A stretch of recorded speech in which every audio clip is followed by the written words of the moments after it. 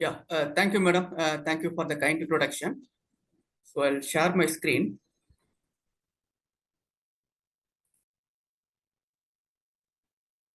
The screen is visible to you?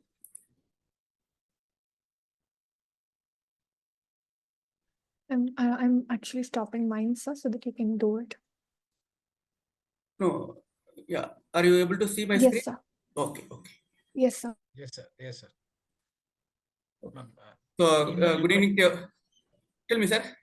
Yeah. Meanwhile, ma'am can stop sharing. Otherwise, some of the participants cannot view two screens. Only one screen they can view. I think it has stopped, sir. I've stopped sharing my screen. Okay. Okay, ma'am. Fine. Is it fine, sir? Yes, no? Yeah, ma'am. Thank you, sir. Shall I proceed, sir? Okay. Yes, sir. Yes, sir. You can proceed. Okay. Okay. So, good evening to everyone and welcome to this session. So what I'll do for next 90 minutes will be, this is the agenda. So first I'll talk about introduction to empirical research and types and trends of empirical research. There are a lot of types are there. I'll focus only on quantitative research and we'll talk about what are the different steps we can adapt to develop a model in quantitative research. Normally they call it a conceptual model. Then fourth will be some guidelines for analyzing the data. How to analyze the quantitative model after making model, we have to collect data. The fourth step will be how to analyze the data. What are the systematic procedure? What are the steps you have to follow? That will be the fourth step. And fifth step will be standard procedures. So, for example, any article if you take, there are standard formats will be there. So each heading, for example, abstract, what are the things should be there, and introduction, what are the content, and what are the key points should be there. All these things we'll discuss in the fifth part. Okay. So this is my agenda. If possible, if you have any doubt in between, you can stop me and you can discuss with me. That's also fine. So first we'll talk about the overview of empirical research. Then we'll go to particularly only quantitative research. Okay. Any idea what is empirical research? Any idea? What are the things? What are the methods will come under empirical research? Any thought? If you're not able to unmute, you can type in chat window also. That's fine.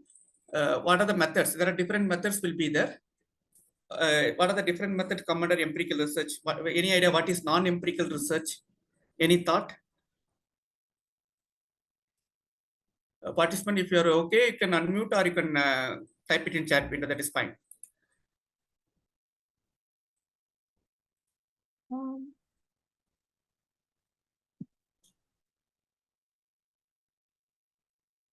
Fine. So there are different, school of thoughts will be there. If you look at this empirical research, we'll put it into three buckets. One is quantitative. Here also we'll use data. Mostly we'll use structured data. Okay, structured mean numbers. Okay, this also come under quantitative research. For example, survey, experiments, secondary data like econometric model. If you look at the economics department, normally they use a lot of econometric modeling. Okay. So all these things part of quantitative research. Okay, this also come under empirical. Mostly the data they use in quantitative is structured data. If you look at this, one of the example is studying the impact of customer satisfaction on sales growth. Okay, so like these are the different methods we use in quantitative research. The second part of empirical will be unstructured data. Okay, normally we call it as a qualitative research, like we're using interview method, focus group discussion, case study. Case study also normally in business school, teaching case study and research case study. So here is we'll talk about research case study and action research, ethnography. So all these things part of qualitative research. So this also will use some form of empirical data, but mostly it's unstructured data. Okay. The third part of empirical research will be a combination of qualitative and quantitative. Okay, nowadays a lot of journals they're looking for this kind of research. So mixed method research. Normally we'll conduct a survey and some part of people will do some kind of focus group discussion, in-depth interview. So we'll combine the result and finalize the finding. Okay, so this is come under mixed method of research. So all these things I call it as a empirical, some kind of data collection process. All these things will be there. So if you talk about non-empirical research, for example, developing a model. Okay, there is a journal called Academy of Management Review. They mostly publish non-empirical research. Okay, so there are other journals are there. Even if you look at this, some of the management PhD, particularly in the operation management and information system. They'll use some mathematical modeling, simulation. So all these things, they will not use too much data collection, too much data on this. So mostly they'll follow non-empirical research. There also numbers will be there, but compared to quantitative and qualitative mixed method, they'll not use data collection from primary or secondary kind of thing. Little bit they'll use. Mostly we call it as a non-empirical research. Okay. Some of the journals like Academy of Management Review, one of the top journal of management studies, they'll try to publish non-empirical research like analytical model, mathematical modeling, okay, normal review also. Okay, so if you look at this, these are the non-empirical research. So today's session, my focus will on empirical research. If you look at this particularly empirical research, I'll focus on quantitative. There are three types of empirical: quantitative, qualitative, and mixed method. I'll try to focus only on quantitative. Okay, empirical also, qualitative and other thing. Only I'll focus on quantitative research.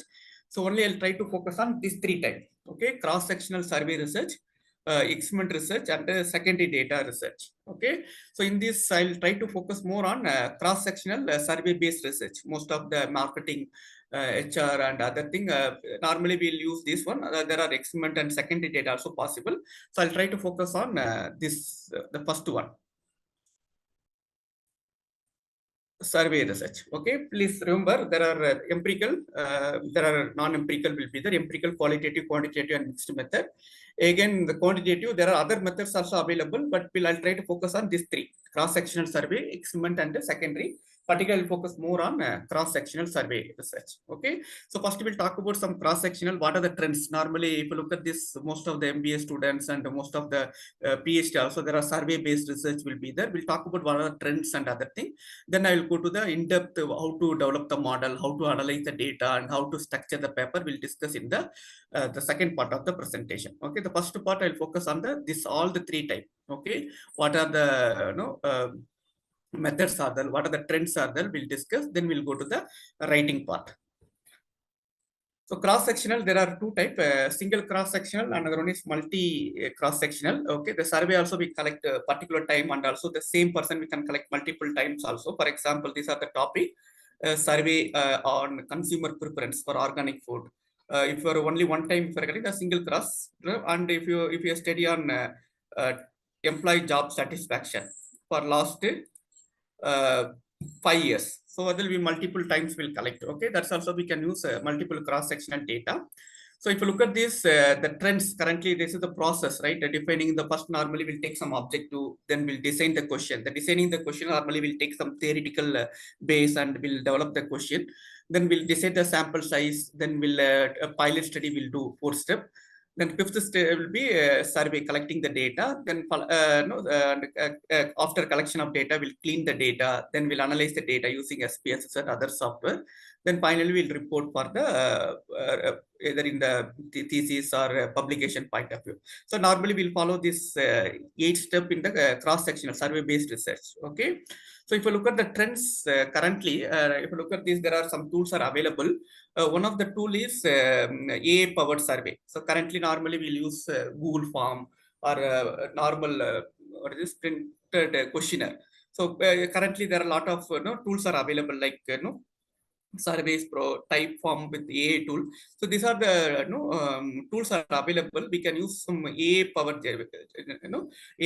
Google Forms or AI powered survey forms. Okay, I'll show some the website. You can just note. I'll share the PPT also. There's a recorded videos available. You can slowly check these tools. Okay, I'll check some of the tools. If you look at the survey form, 1 minute. I'll share the screen. Move from PPT to. Is my screen is visible? PPT to the shifted to browser, Chrome browser. Is it visible?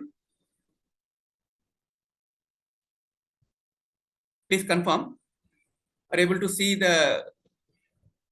Yes, sir. Yes, sir. Screen is Fine. visible, sir. Okay. So see, normally we'll use Google Form, right? Nowadays there are some AI generated contents are available, particularly using these tools. Okay, even this automatically generates some actionable insight. If you're open-ended question, automatically will capture. So one of the tool is Surveys Pro. I never use, but these are the tools are recommended for new age surveys. Okay. Another one is Typeform with the AI. This is also very useful. one of my research, I use this tool.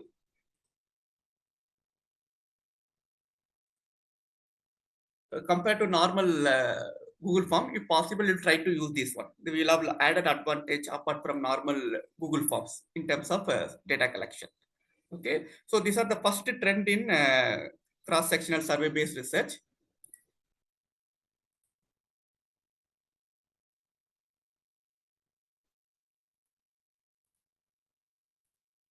And second one is nowadays compared to normal text-based survey, text or wording-based survey, they are nowadays collecting data from video or voice-based survey.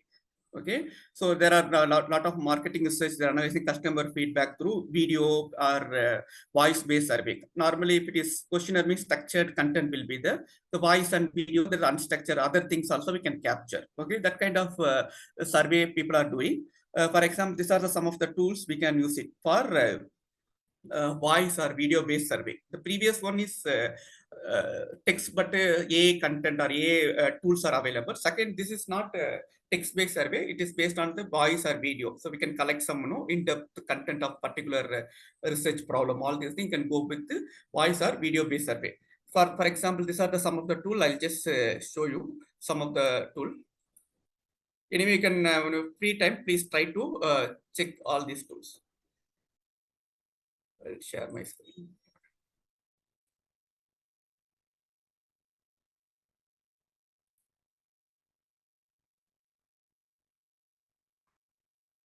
These are the tool. We can use it for collecting data through voice or video.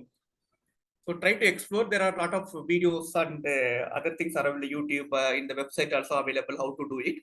But only thing you have to try with your student project or any other funded project also, we can try this. Okay, fine. That is the second trend. The third will be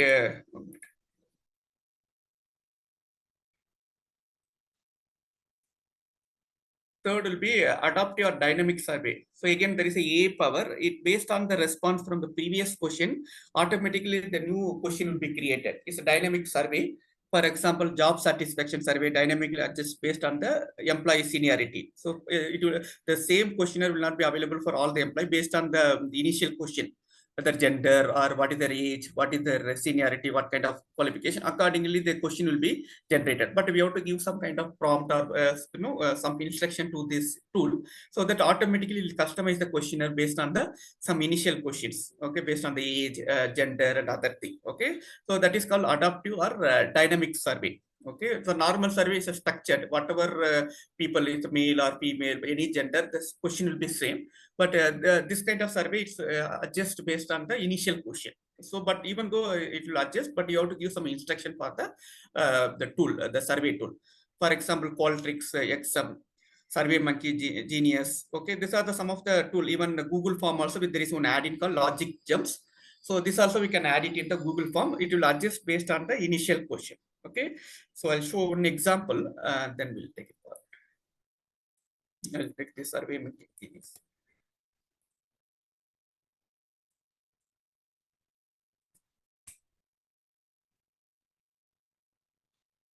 So everywhere nowadays people are using AI. Even survey also you try to implement new technology and new. So this is the Survey Monkey, and normally we'll use normal. There are there is one more option called Survey Monkey Genius. So it's AI power question. It will adjust based on the response initial question. So there are other free tools also available. So I'll share the PPT with you. Whatever possibly compare, and accordingly you can select any one of the tools based on your need. So the fourth will be so far we covered AI powered survey and voice and video surveys. The third will is adaptive dynamic survey. Fourth will be gamification. So we'll use some games during the survey. A lot of interactive. Even normally, if you look at this, lot of even I'm used to get lot of survey, but it's very difficult to concentrate and to fill the form more than 50 minutes or 20 minutes. Very difficult to do survey. So if you add this kind of gamification or some kind of games in the survey, people also will be interested to view sometimes. Okay, some of the tools are Survey Sparrow. So that I think normally we'll use it for this tool Mentimeter for MBA students, class participation also will use. Apart from this, we can use it for our research purpose also. So that is the fourth trend in survey research. And the fifth one will be a blockchain for survey data. For example, the government want to use, there are unwanted people there. Some people will fill the survey. If you want to, particular people, you have to, the data should not be tampered. If it's a sensitive survey and all, we can use some of the tools like survey chain. Using this, we can collect the data, which is, we can track it, who is giving the data. Is there any kind of unnecessary people or multiple people are giving. So all these things can track it, and also the data will be protected. Okay, so normally if it is census survey, national census survey and all, they started using this blockchain technology in the survey research. Okay, so these are the some of the tools. You can check it later. So this is the fifth trend in the survey research.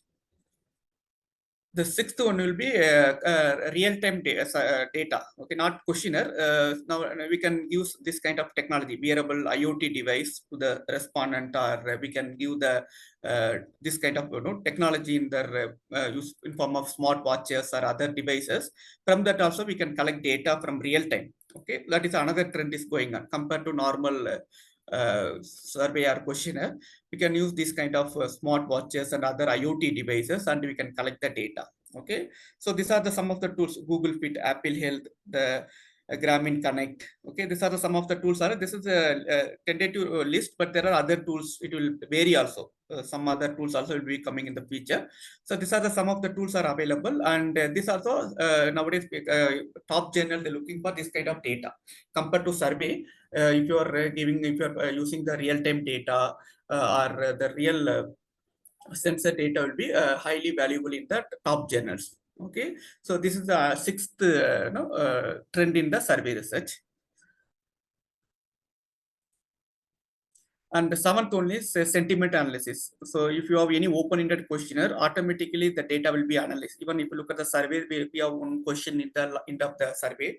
What is your discussion? Any other opinion? Any suggestion? Any feedback? Okay.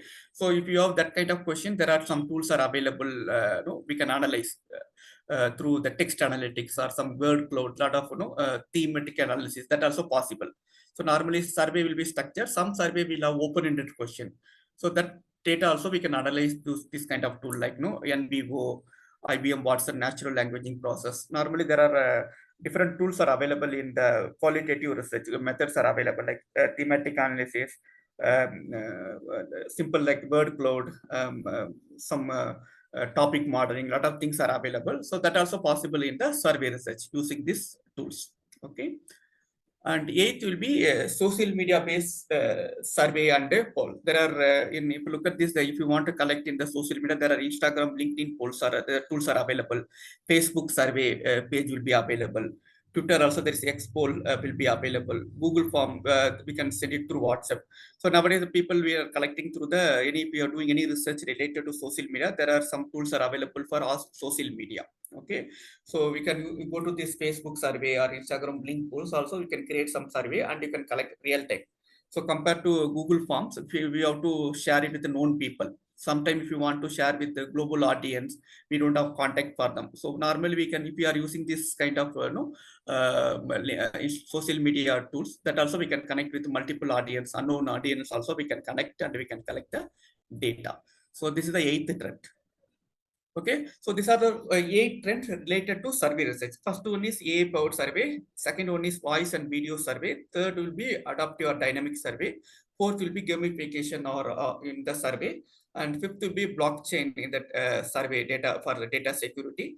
And sixth will be passive data collection with wearable and real-time data collection. And seventh will be sentiment analysis through open-ended question in the survey. And the eighth will be social media based surveys. Okay, so these are the trends. If possible, whatever based on your requirement and other thing, compared to normal survey, if you're using this kind of new trends, maybe the people who are publishing your article or reviewing your article, maybe they're interested compared to normal method. If you are using this kind of technology, new ideas, people will like it. So if possible, try to use in the survey research. Okay, so this is all about the cross-sectional survey research. Now we'll move to the second part of the experiment research. Okay, up to this, are you any clarification, anything? Let me know. If you have any doubt, anything, just are able to hear me properly, are able to understand up to this? Let me know. Any doubt, any clarification?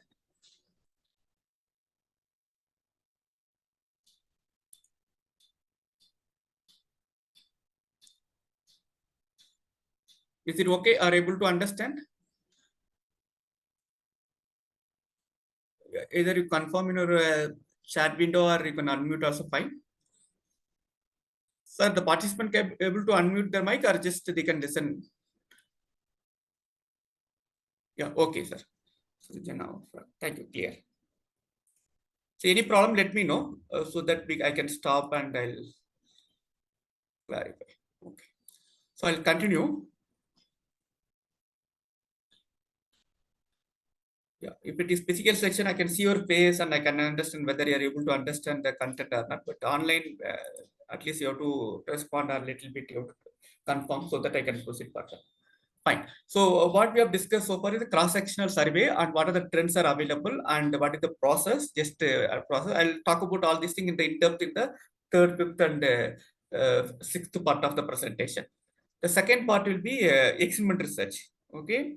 So experiment research also there are 3-4 types. One is true experiment. For example, if you want to test a new drug, randomly assigned patient to receive either drug or not. Okay. So if you look at this is a true experiment. We'll randomly select control and trial. Quasi experiment, quasi mean normally randomness will not be there that much. Okay. For example, studying the effect of educational program whether students are assigned based on the school policy rather than random. So randomness will not be there in quasi experiment, and true experiment randomness will be. The randomness means the sampling will be selected randomly, not for convenience or quota or other non-random sampling. The random sampling means simple random or systematic. Like this, if you use in your experiment, that is called true experiment. Randomness is not there, it's called quasi experiments. So there are other type of experiment research is field experiment, where we'll go to the real field and we'll collect the data. For example, testing the effect of discount campaign on customer purchase in a retail store. Real retail store, they'll collect the data. They'll do some experiment. Okay, that is called field experiment. Natural experiment mean they will not show us a experiment. Naturally, they go based on the government policy, what is happening in the employment rate, or what is the impact on income reduction on the spending. So based on the natural decision, they will natural government decision. If you do some kind of experiment, that's called natural experiment. Okay, so there is something called RCT, a randomized control trial. So it's famous experiment, but problem is compared to survey, this kind of experiment, researcher has to put a lot of effort. Okay, the data collection, sometimes the control and experiment group, sometimes they will have information will be shared. So it's very difficult to do when compared to survey research. But a lot of top journals and good databases like A Star and they like this kind of research, experiment research when compared to cross-sectional research. So if you look at the process of experiment research, first again, if you take any research, first you have to start with the research problem. For example, I want to study does remote work, work to home increase the employee productivity. Okay, that is our objective. So based on this, I have to find out which is the target variable, otherwise called a dependent variable, or which is independent variable. So I have to define. Then you have to select the experiment design. Okay, we have to select among the employee or same employee. You have to select work to home and office work. So you have to compare among the different employee. You have to do it in the third step. Fourth one is select the participant sampling method. You have to select how many your control experiment employees, and also you have to mention the sampling, how many in the control group, how many in the experiment group you have to decide. That's the fourth step. Fifth step will be implementation. Implementation means the data collection. We do some kind of intervention and we have to collect the data, and then after that we have to minimize the bias, and finally you have to collect the real data, then analyze. Normally they'll use the independent sample t-test, before and after paired t-test, ANOVA. There are a lot of ANOVAs will be there, so they'll use that kind of test in the experiment research. Then finally the interpretation and the report writing. I think the 8th and 9th step is almost same for all the type of research. Okay, so here it will be experiment. They will do some kind of trial And they do, if you go to the some of the top journals, there are special call for will come on experiment research. So normally I felt most of academics in India, particularly university setup, they'll try to do a lot of research on cross-sectional survey-based research. Even if you take marketing, HR, or even operation also, they'll try to go with survey research. They'll try to collect 400, 300 sample and come up with some model and try to analyze the data. So that is come under cross-sectional and survey research. But there are other method like experiment research is highly valued in the top journals. If possible, try to implement this kind of research. Okay. So now what we'll do is we'll see some of the trends in experiment research. The first trend is one minute. The first trend is move the screen. 1 minute. The first trend is AI experiment research. This we can use this kind of IBM Watson Studio, Google Auto ML. So these are some of the tools we can use it for AI powered experiment research. Okay, so AI also we can use some kind of generating the randomly selection of control people and experiment people. What are the interventions? So we can use some kind of AI tools. So these are some of the topics we can use it for experiment research, particularly AI powered research. Okay, so marketing role of AI generated advertisement in consumer purchase. So you can use this research for marketing operation, also AI based demand forecasting, inventory modeling, real world experiment. Okay, before AI and after AI, what is the error, forecasting error? We can check it in the operation research. Finance also we can do AI driven robot advisory versus human financial advice. Which one is better? Okay, so some sample people we can use AI driven robot advisory. Another one is human finance. Which one they are using? Very good, and whether our result is which one, how they are comfortable. So that also we can do research on experiment, particularly AI based experimentation. The second one is virtual reality and augmented reality. Even recently I was reading some article. Even ISP, their case study method, all these things they started using virtual reality. So normally we use video case study. Apart from video, they are using virtual reality, augmented reality in the case study. Similarly, research also we can use this kind of technology, in particularly experiment research. We can use this kind of tools. These are some of the tools. Some will be trial will be available. Some will be out to pay for it. Okay, so based on this slide, you can check after the session. You can go to this website and try to check how they are, what are the facility they are providing with respect to experiment research using virtual reality and augmented reality. Okay, so we can use this tool. Even we are trying one research how farmers can use agri-tourism. Okay, there are some virtual reality tools are available. So using some virtual reality content, we are going to the students in the classroom and we are giving normal orientation, and also we are using some virtual reality in agri-tourism, how which one they are preferring. So that kind of research we are doing. So similarly we can do it for other context also, marketing, operation. You can see some topic here. You can try to explore on this experiment research using virtual reality and augmented reality. These are the two second trend of experiment research. The third one is A/B testing in the digital environment. Okay, so there's a concept called A/B testing. For example, if normally companies want to test some website or some product, normally they'll select randomly some customer and they'll send only the particular customer to that website or that product. If they're whatever that sample they are okay, they are able to purchase this product, they are able to get positive feedback, then they will go for entire customers. Similarly, they will Amazon, Flipkart, and all, they create some website or new website. So before implementing to the entire customer, they'll try to do it as a A/B testing. They'll try to send some sample customer with one design, another customer with another design. So whichever design get more response, more time on the spending in the website, they'll try to launch it in the large scale. Okay, so that is called A/B testing. So in experiment research also we can use this one. Okay, so A/B testing for dynamic pricing strategy in e-commerce, impact of A/B testing in logistic. Okay, so A/B testing for personal investment portfolios for retail investors. So these are some of the topics we can use it for A/B testing. That is the third trend in experiment research. And the fourth one is neuro experiment research. 1 minute, just I'll move the neuro experiment research. Nowadays, there is a Amazon M-Truck. There is a crowd sourcing platform. If possible, you try to check this website. So using this platform, nowadays they are doing a large-scale experiment research, crowdsourcing platform. Amazon, there are other websites also available. It's very difficult to do ourselves. We'll outsource this to this kind of platform.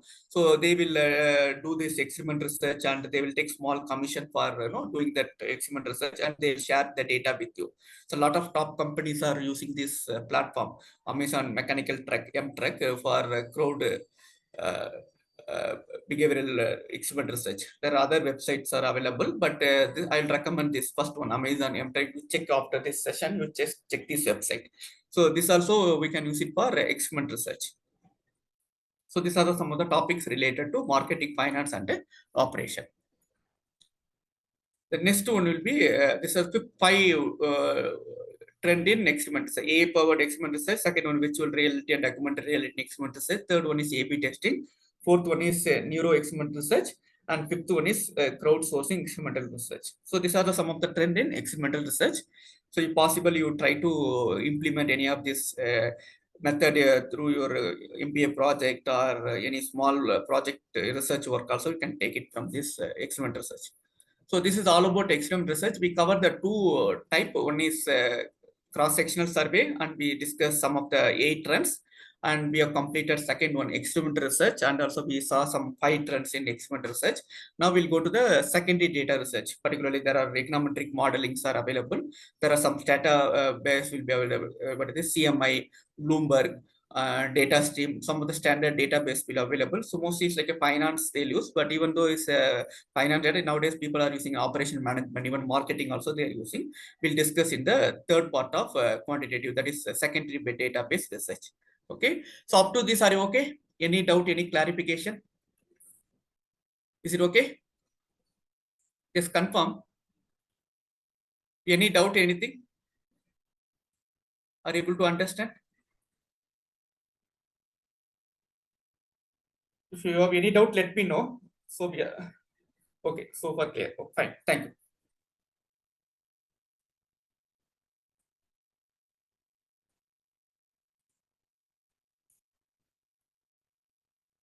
So now we are going to the third part of quantitative research, that is secondary data research. So normally we'll use public data source. Okay, for example, World Bank, there are a lot of publicly available data. There is something academic institutional database will be there, like Bloomberg, CMI, and data stream. All these things available related to academic. And another one is industry report, business and industry report will be available. Third will be real-time data, social media and digital data. Real-time data are available. Okay, for example, nowadays like company like Dell and all, they're directly connecting with the e-commerce website and other things. They're real time, they're analyzing their company's customer satisfaction about the product. So olden days, what they'll do, they'll take one survey form, and if they, for example, if they launch one Dell laptop, after 1 or 2 months of launch, they will develop some survey form, and they will go to the user and try to collect the data, and they will analyze the data. So nowadays, what they're doing, all the e-commerce website, other social media platform, people used to comment about the product and other thing. So now directly they're connecting this kind of data, and they're trying to analyze. So what is the problem with survey is that they'll the survey and the data collection analysis will take own time. So the trend also will vary, and the response also will vary. So the same thing they are doing in the social media analytics and e-commerce data. So using this, they're able to analyze real-time data, and also they are able to connect with the customer, the real the opinion about the customers. If you ask survey, sometimes they will not give proper data. So if you know social media and all, they'll give a real data more. There also some problem will be there, but compared to survey, the social media data will be better than the normal survey data. So that kind of data they are using for secondary data research. Okay, but mostly in academic, we'll try to use publicly available data, CMI data, or what is second one, academic database like Bloomberg, data stream. So this kind of data we'll use. Apart from this, try to use this kind of social media data. So here also same, depending the objective, that is the first step. Okay, analyzing the impact of COVID on global trade using IME, International Monitoring Fund data set. So that will be the objective. Okay. Second, you'll be identifying the source. Normally, problem with second data, some of the data, even though CMI, some journals they will not accept. Okay. So some of the Indian databases they will not accept in the top journals. Okay. So you should be careful with the reliability and the quality of data. Okay. Make sure you check the journal before analyzing the data whether this source of data will be accepted. Okay. So that also very important secondary data. And third one is you can collect the data and clean the data. One of the main problem with secondary data, you have to cleaning and you have to check there is there any missing data. The data cleaning is very, very important. The second data, even primary data also important, but second data is more important when compared to the primary data. Okay, when the data source is not from the standard database like CMI, Bloomberg, and DataStream. The fourth will be the data clean already discussed. Fifth will be analyzing, and fifth will be reporting. Okay, normally in the econometrics centers they'll use software like eViews, Stata. Primary data normally will use SPSS. Okay, and for example, that econometrics normally will use eViews, Stata, and other softwares are available. So this mostly is useful for advanced model like panel data, time series modeling, and other types of econometrics models are available. Logic probit model. So that kind of application normally will use eViews and Stata software. Fine. So if you talk about the trends in secondary data, nowadays people are using machine learning. Okay, there are Facebook robot models are available for predictive modeling compared to normal econometric modeling. Compared to ARIMA, Arch, they try to use latest AI and machine learning modeling like deep learning and other modeling also they're using in secondary data. So nowadays that is trending compared to traditional econometric model like ARIMA, Arch and other things. So nowadays they're trying to use machine learning and AI model like deep learning. There are a lot of advanced econometric AI models are available. So that is the first trend in secondary research. Second one is the big data. Okay, normally we'll use the data in the computer. For example, if you look at the Amazon and the Flipkart, one day the data will be TBs. Okay, so that kind of data are available in online. Lot of huge volumes of data are available. So that nowadays they are using that data for using for econometric modeling. Okay, so that is the second trend, big data. So big data means there are 4 V's: volume, variety, veracity. There are 4 V's: volume, uh, variety, veracity. There are a lot for volume. In huge volume will be there. Variety means multiple components will be there. For example, numbers will be there, voice will be there, text will be there. That is a multiple combination. Sometimes it will come in the real time, and also sometimes data will come in the high volume. Sometimes it will come in the less volume. For example, e-commerce website and all. Some particular time period in a day, particularly maybe morning or evening, will lot of data will come. Midnight will be less data will come. Okay, so that is called a big data. So nowadays they're using this kind of secondary data for analysis. That is the second trend. The third will be web scraping and data extraction. So a lot of publicly available, even there are scrapping data from different websites, unstructured data, and the social media data. Using this, they are doing a lot of analysis like Python, Scrappy, Beautiful Soup. These are the data they are collecting and analyzing compared to the normal numbers. Okay, real-time data they are collecting using this kind of tool and analyzing this data. This also we can use it in the secondary data. Fourth one is social media sentiment analysis. The previous one, any website, this is related to social media, okay, and sentiment analysis. And fifth one is GIS data. Lot of research nowadays they're using international trade. What kind of opinion they are collecting data from GIS information. Satellite data is also some available. Some of the this geospatial analysis. There's some these are the tools we can get. Geospatial data freely available. Using this data also they're using logistic and other financial also. Okay, so my suggestion is the second data, I mean, don't go only numbers. Try to use this kind of innovative data like geospatial data, social media data, web scraping. And if your second data is a normal data, try to use advanced modeling. Okay, so try to use big data. So these are the some trends they are using in the research. Okay, so if you want some article, you can just type it secondary data in using big economic what it is social media geospatial data for secondary research. If you type it in Google or Scopus website or Web of the Science, you'll get some article. So use this as a base and try to little bit modify based on your requirement. You can if you read this article, you'll get some idea what kind of methodology they're using. So you can little bit customize based on your research, and if you do it, it'll have a lot of scope for publication. So if you look at the top journals and all, they are looking for this kind of research now. Okay. So this is all about that type of quantitative research. So so far we have completed the first two part. This is nothing but introduction to empirical research. There are two type. There are three types: quantitative, qualitative, and mixed method. We have taken only the quantitative, and we have discussed these three cross-sectional. And normally we discuss what is the process and what are the trends, and all the three we covered. Now we are going to the third part. So what I'll do is now I'll take one particular method, particularly cross-sectional survey. We'll discuss how to develop the model, how to analyze the data, and how to write the paper. We will discuss in depth in the one type of uh, quantitative research. So we don't have time for all the three types. We'll take only one. What is the one mean? We'll use only cross-sectional research. What is cross-sectional mean? Mostly survey research. We'll see all the three part. So normally if you look at the cross-sectional research, particularly management research, we look for theoretical contribution. Okay, one way to do theoretical contribution is through testing the conceptual model. So we'll take the first one, the cross-sectional survey research, and try to understand the three part. Okay, what are the three part mean? First, we'll try to understand how to develop a model, conceptual model. The second part of this will be how to analyze, what are the steps you have to follow. The third part will be how to write the article, how to structure the article. We'll discuss in the cross-sectional survey research. Okay. So now I'm going to the third part. The third part is the 10 steps for formulating a decent model. Okay, I'll just show in sample article. 1 minute.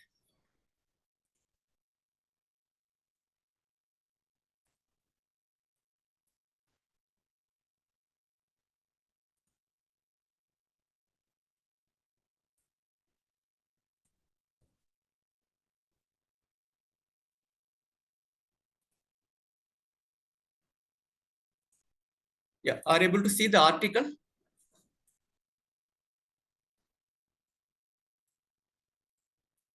Are you able to see the article? Okay, Yes, okay. sir. Yes, sir. Okay. See here, this article related to supply chain performance. Okay, supply chain performance. So normally we know this is like some conceptual model or a theoretical model, whatever it is. So this is the model. So now we'll see how to develop this model. Then we'll see how to analyze this model and how to write the paper. Okay, this three part we'll discuss in this quantitative type of research, particularly cross-sectional survey research. These three part we'll discuss. First we'll discuss the model, then we discuss the analysis part, how to analyze, what are the steps you have to follow. Then we'll discuss how to structure, what are the content should be there, and each content, what are the key metrics you have to follow. We'll discuss in this second part of this presentation. Okay. So now again, I'll go to the PPT.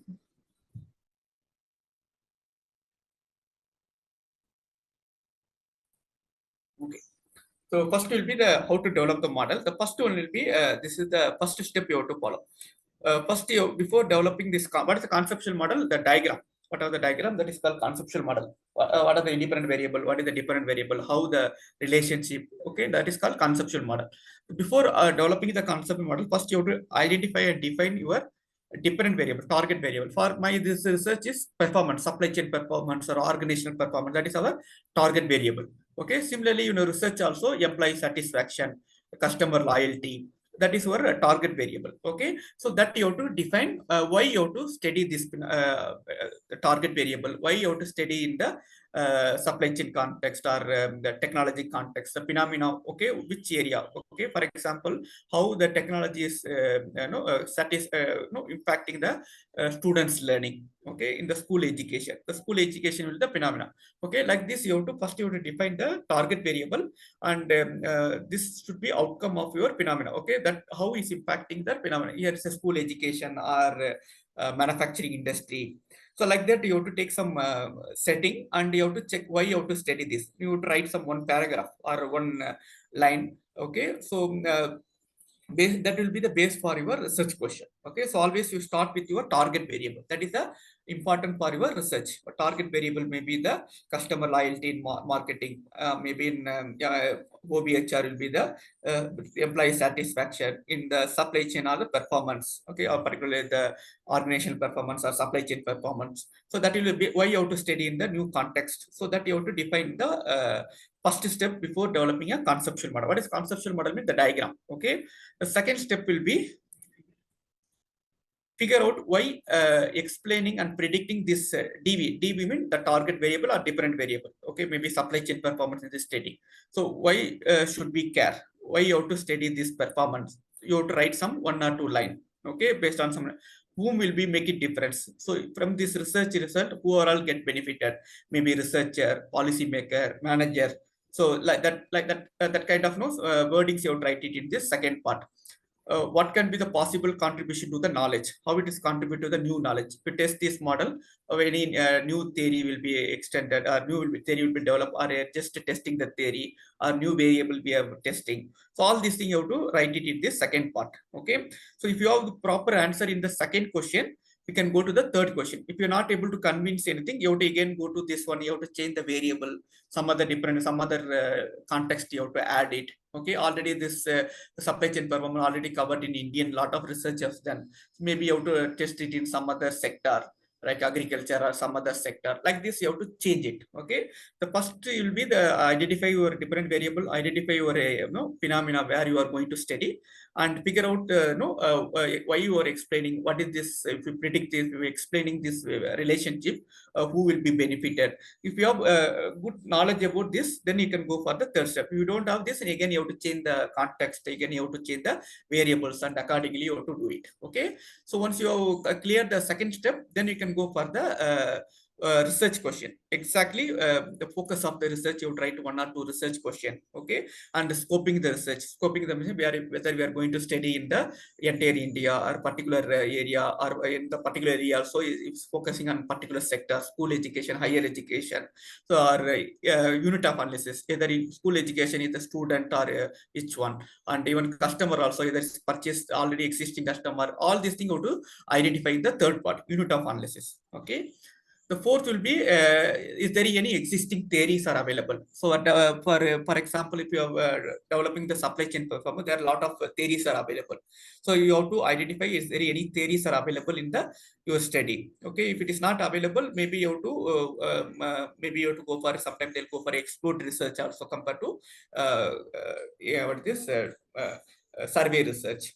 So you have to check, is there any theories are available related to the model. That's the fourth step.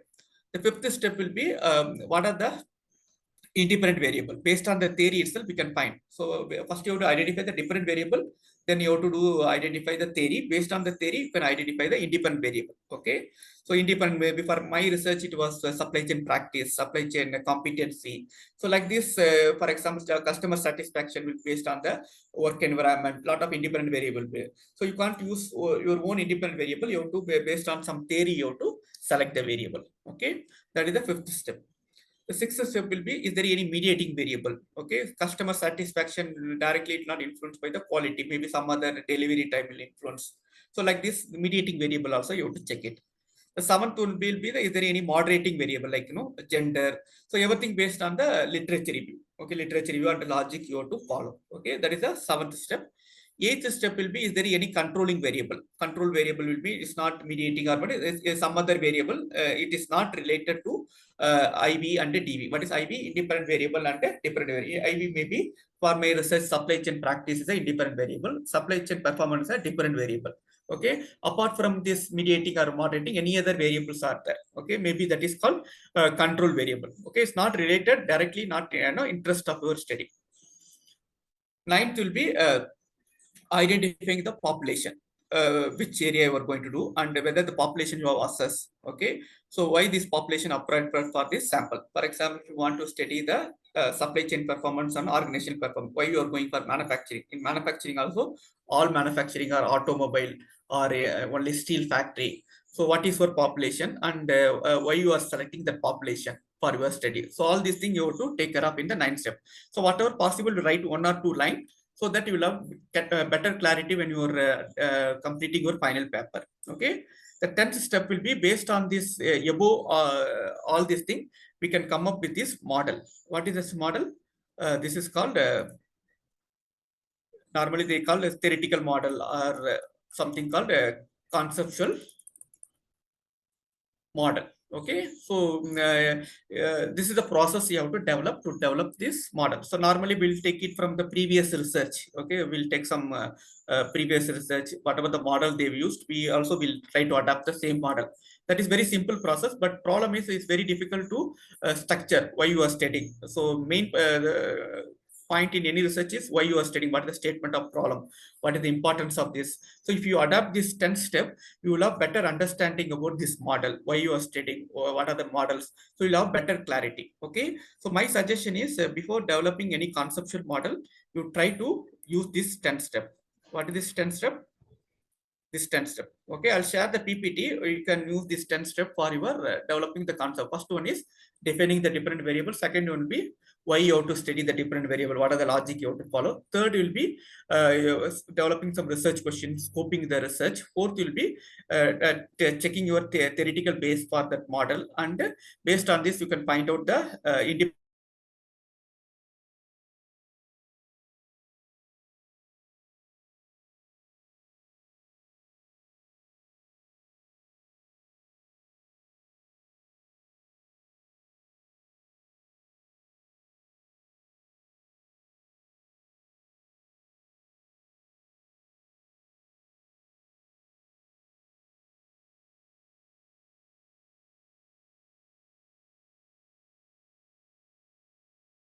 Sir.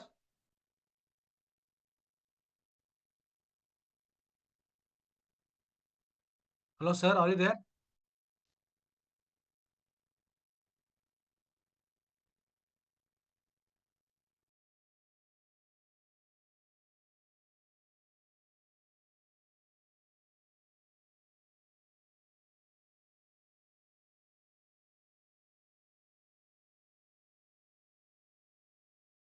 Are you able to hear me now? Yes, sir. Yes, sir. There's an internet issue. Fine, sir. Fine, sir. Screen is also stopped.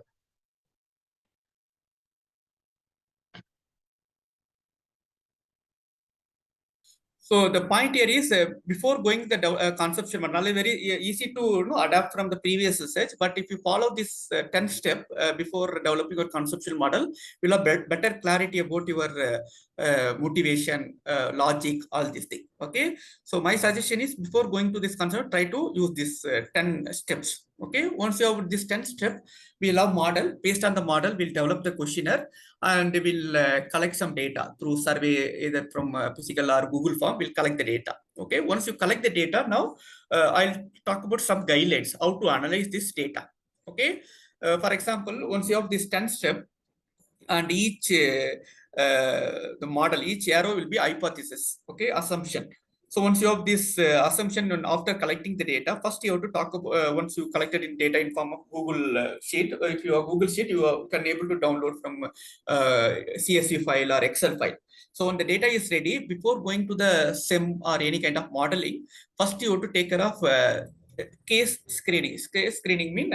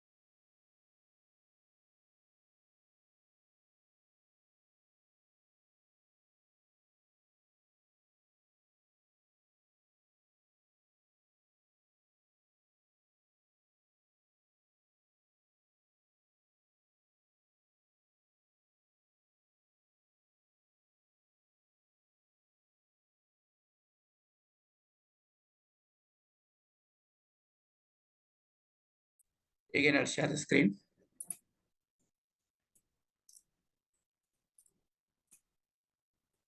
Is it fine now? Are you able to hear me?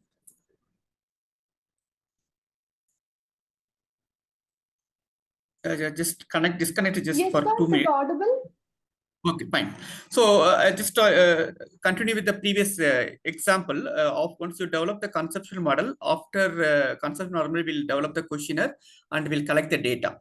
Once you collect the data in Google form, normally we can able to download in Excel file or CSV file. Before uploading data in the SPSS or any other software, normally it's better to do a data cleaning in Excel.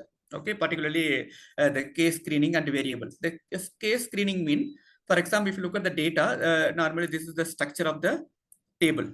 Okay, normally the row will be the sample. Okay, for example, if we'll collect 1 to 300 sample.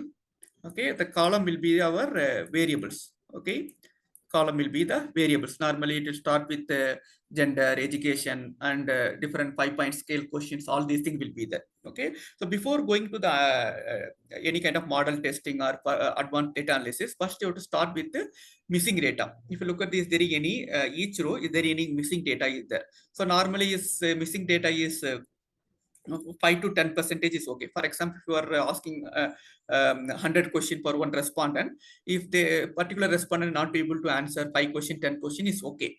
So if you're able not able to answer some 50% of question, maybe normally we have to discard that respondent, or sometimes you have to reconnect the particular respondent and you have to collect. Okay, that is called missing data in the row. Okay, second one is unengaged response. What is unengaged response mean? For example, the same question, for example, the questionnaire, there's a 5-point scale. All the question normally they'll give same answer: 1 1 1 2 2 2 3 3 3. So without reading the question, they will try to answer the same answer for all the question. So if you have that kind of unengaged response, we have to delete it. Without this, what will happen? If you do analysis, you will get a wrong result. Okay, that is called unengaged response. Outlier mean extreme value. For example, if you are collecting the students' saving, there is a one particular politician or some industry people will be, he is the outlier. So if you have this out of 300 sample, one particular respondent is outlier, is not come under this purview, maybe you have to remove or we have to include. All these things you have to take care in the outlier. So all these thing is called case screening. Case screening, row wise screening. So without this, if you do analysis or testing the model, your model will be biased. Okay, so that is called case screening. Once you have case screening, now we'll go to the variable screening. What is the variable screening mean? Column wise. Okay, so column wise, is there any missing response in the variable wise? And also we have to check the skewness and the kurtosis. Skewness and kurtosis, normally we can use it for normality. Okay, so is there any too much deviation in the data, skewed or right skewed or left skewed, and kurtosis? All these things you have to check it. There are different standard methods are available. There are tests are available. Even skewness, kurtosis, also the standard values are available. So all these things you have to check it before going for analysis. That is called variable screening. And once you do this, before testing the model, we have to start with EF exploratory pattern. Normally they'll do it in SPSS or other softwares also available. So normally SPSS will be compatible. Even you can do it in R and other software. But my suggestion is, if you are going for survey, SPSS will be better. Normally we have to start with the exploratory data analysis. Normally we can test, normally the loading should be 0.7.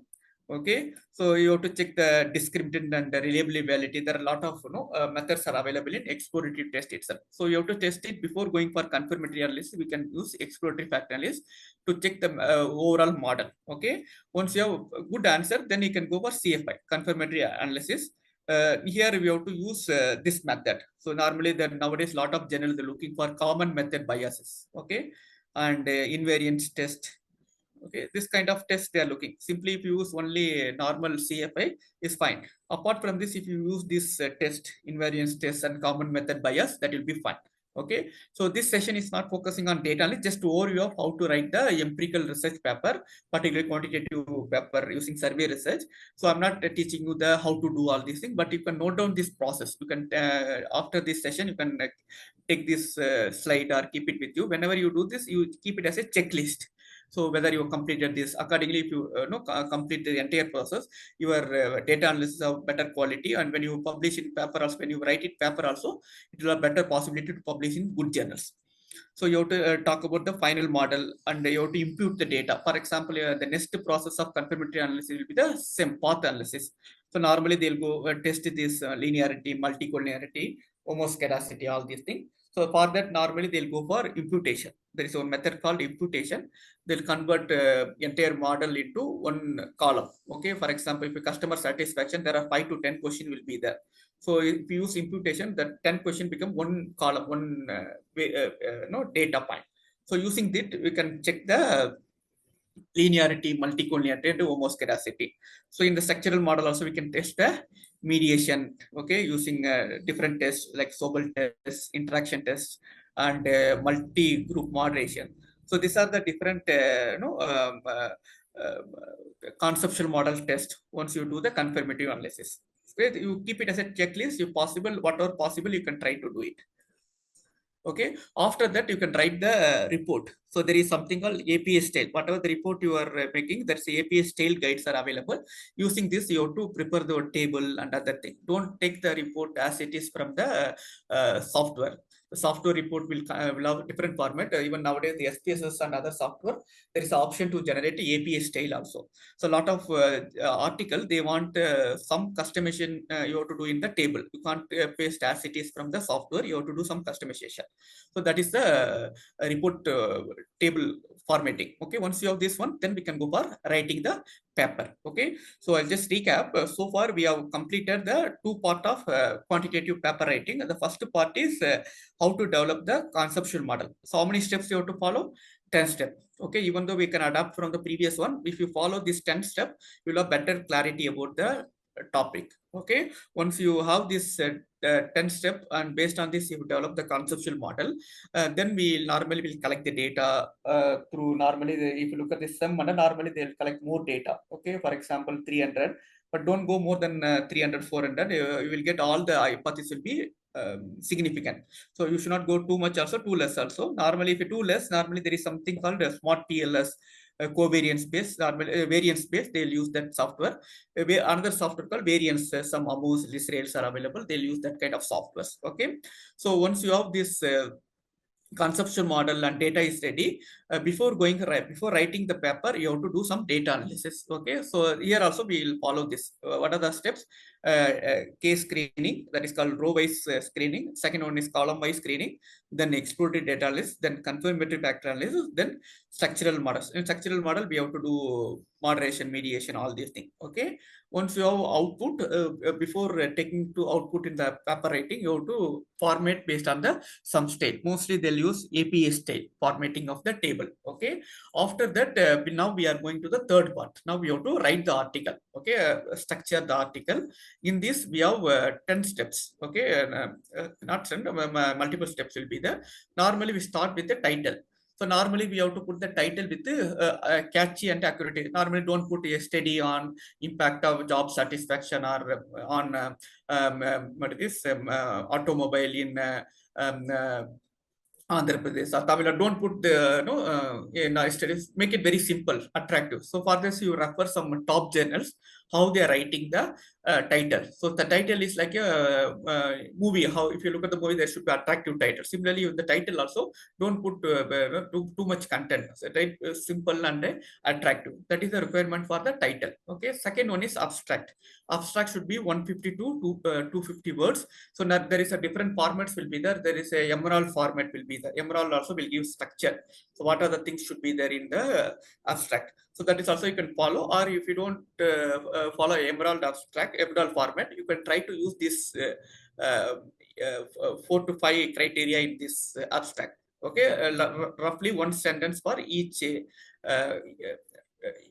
attribute, each area. For example, what is the problem? Write one line. Why does this matter? You write one line. What do you address it? So normally abstract to be written in the after writing all the content in the article. Once you complete the conclusion and all these things, then you can write the abstract. Okay, so normally they will use 150 to 250 words and try to use this criteria for writing one line. Okay, that is all about abstract. Okay, once you are abstract, then you can go to the keywords. Okay, so keyword also you can write 4 5. This is very important. A lot of journals they're looking for the keywords. So normally if you go to any database like Scopus or Web of Science or what is it, Google Scholar, normally we'll use keywords. Okay, so if your keywords are matching with that, uh, search, the people are searching in that Google, your article will come in the top. Okay, so this, nowadays people are looking for citation apart from article. Nowadays they're looking for H index and other thing. So normally if your articles are coming in the Scopus, when they search in particular keyword, normally people will refer your article. So if the keywords not matching with people are searching in the database like Scopus and Web of Science, they will not able to see your article. They're not able to cite your article. Okay, so that is very important. You have to use the proper keywords, okay, in order to get better citation, better visibility in your research. So normally there are a lot of standard procedures available. Sometimes the Emerald itself, they will before publishing, they will share some kind of best practices in the keywords. So why you have to use keywords in order to get visibility in your article, and based on the visibility, a lot of people will refer your article. If you a lot of people refer your article, mean you'll get better citation. Okay, so normally my suggestion is after writing your article from introduction to conclusion, you can start writing the title, abstract. Either you can follow the Emerald format or you can use this format, then the keyword. So this will be the last part of your article writing after writing your conclusion. Okay, so the general structure will be normally we start with the introduction.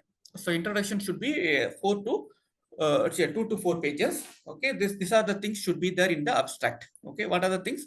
What is the problem? Why does this matter? And what else others have done? So you have to compare with the other literature review. Okay, so that will be 1 to 2 paragraph. So based on this, you can write. After that, what is your dependent variable? Already we discussed in the conceptual model. Same thing, you can write it here also. What is the context of study? Which area you are doing? Briefly define your variable, 1 or 2 lines. Okay, 1 or 2 paragraph. Okay, 1 sentence about the population or sample. Okay, why does you studying this different variable in this context? Adequately address this problem. Write 1 or 2 paragraph. What is the existing theory do you leverage? Which theory you are using? Okay, based on this, you can write 1 or 2 paragraph. Briefly discuss about the contribution about this study. Please understand, introduction is very important. Most of the journal rejection, normally reviewers and other people, they will not read the entire article. Mostly they see the title, they'll see the abstract, they'll see the introduction.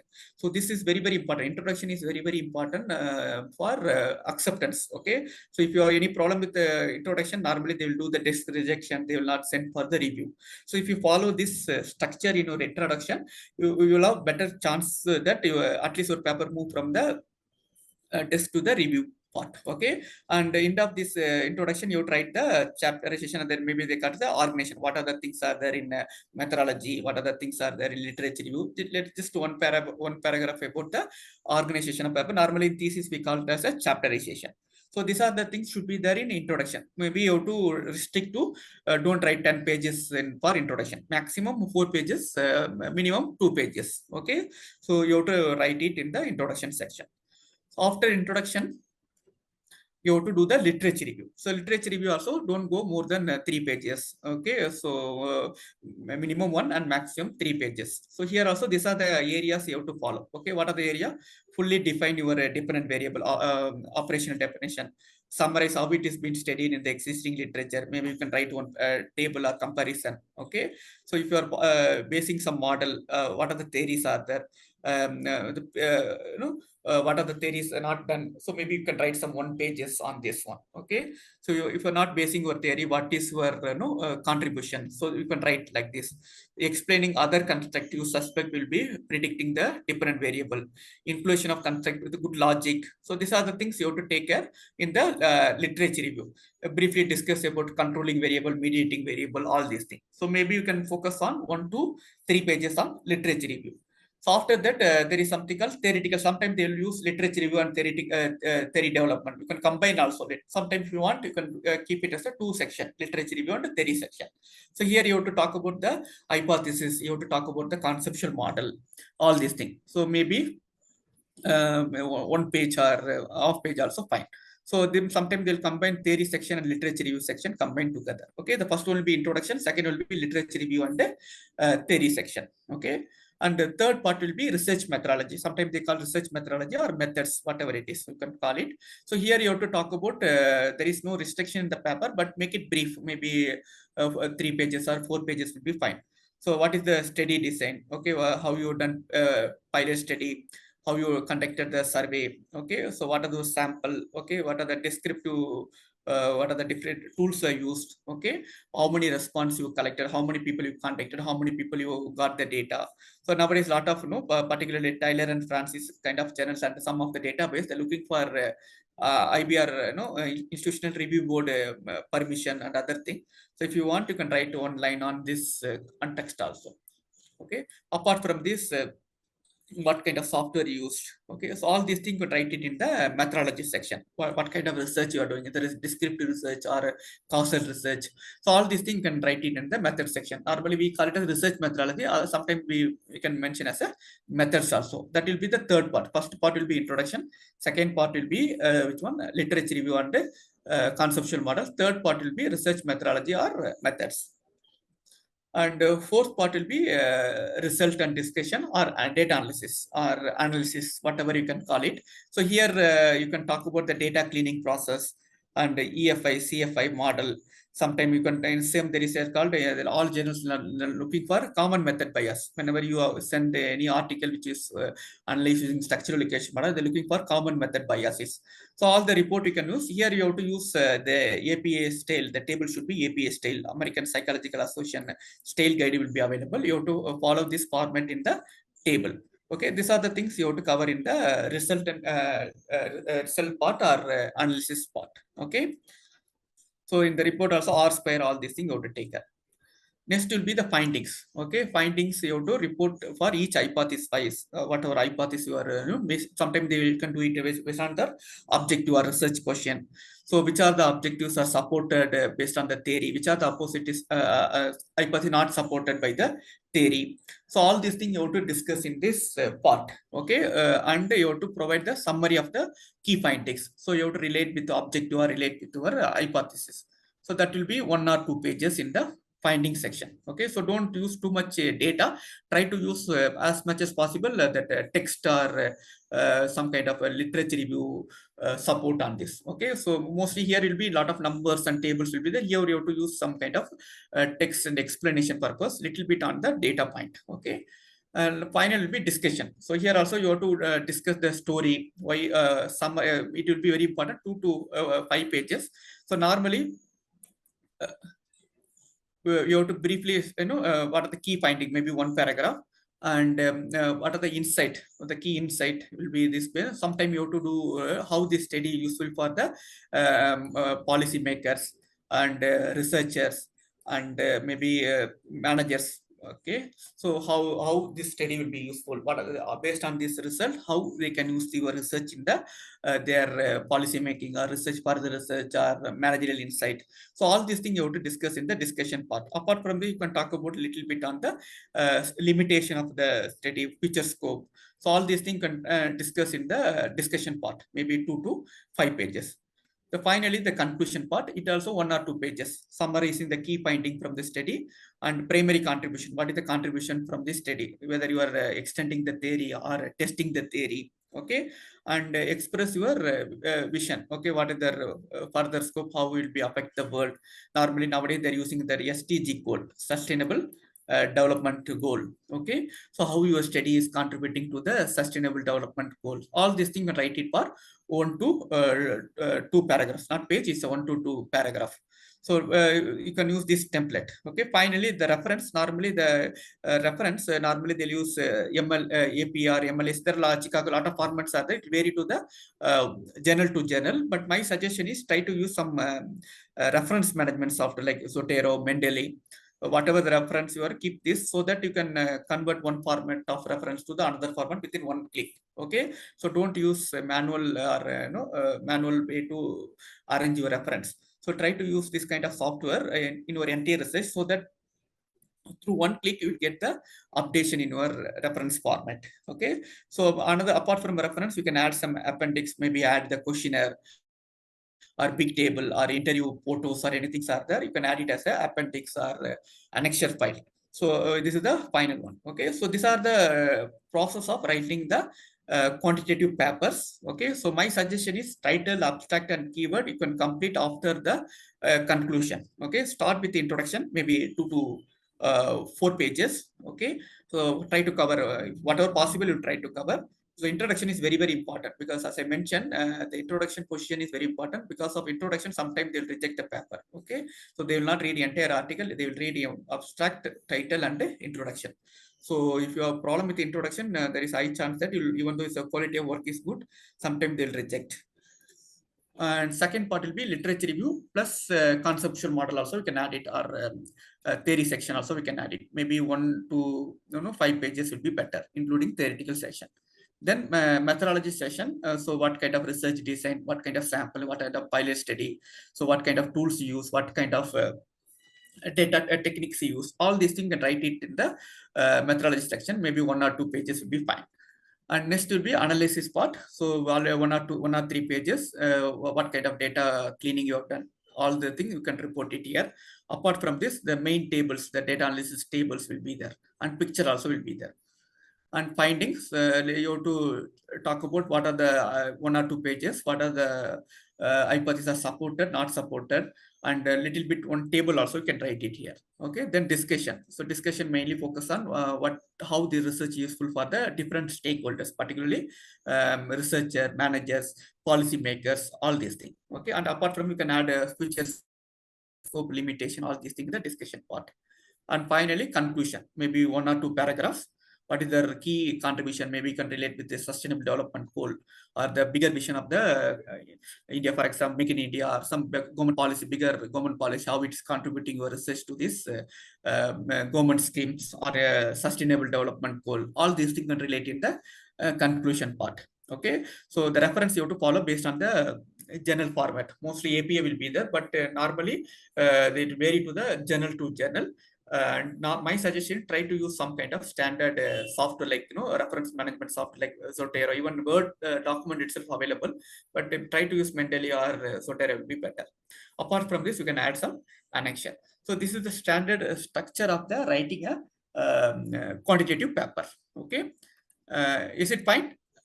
Are you able to understand? Any doubt or anything? I'll just summarize now. Are you able to understand? Any doubt, anything?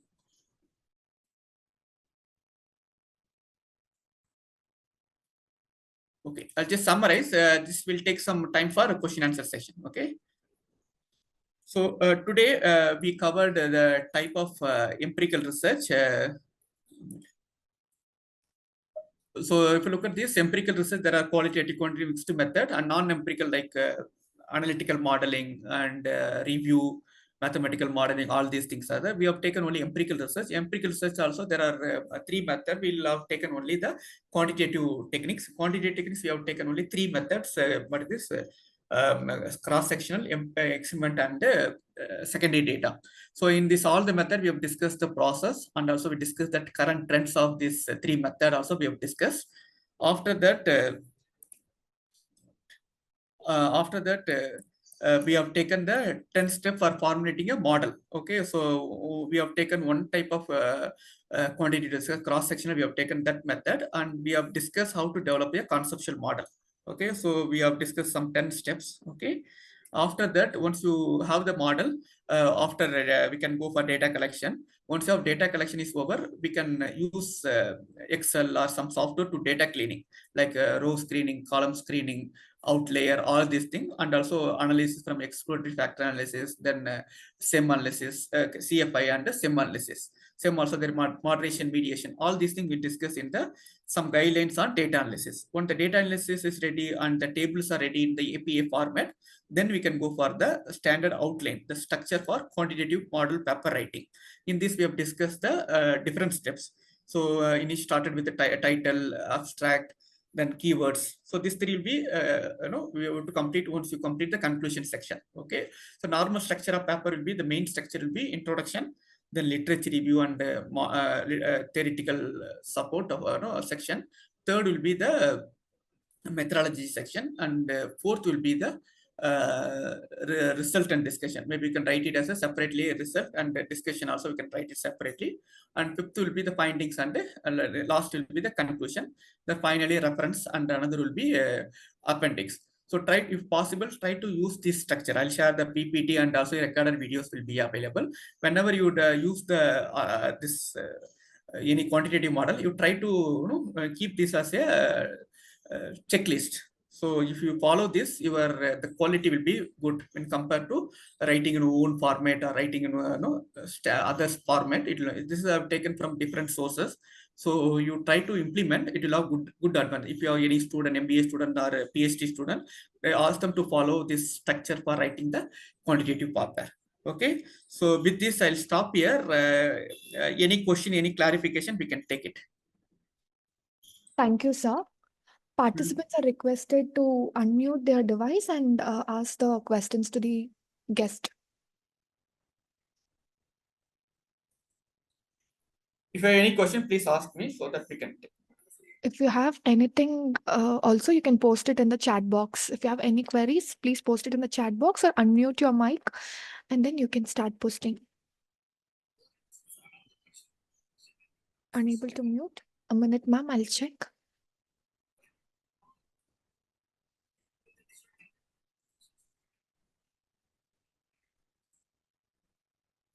Ma'am, please check. Yeah, I'm able to unmute it. Sir, is that 10-step model? Could you just show me the slide?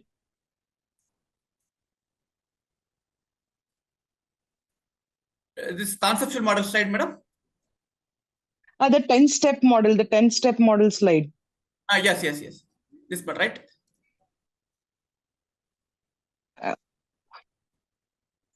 Yes, sir.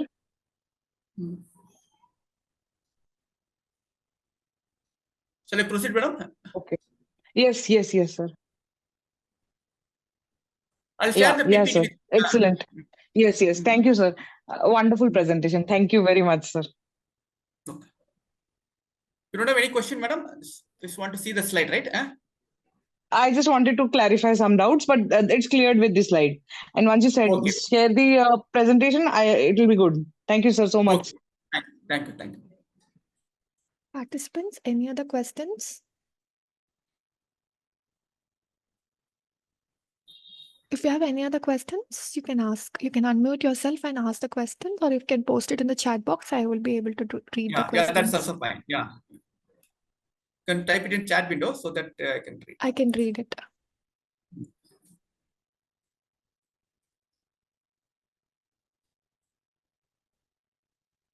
So, yeah, clear.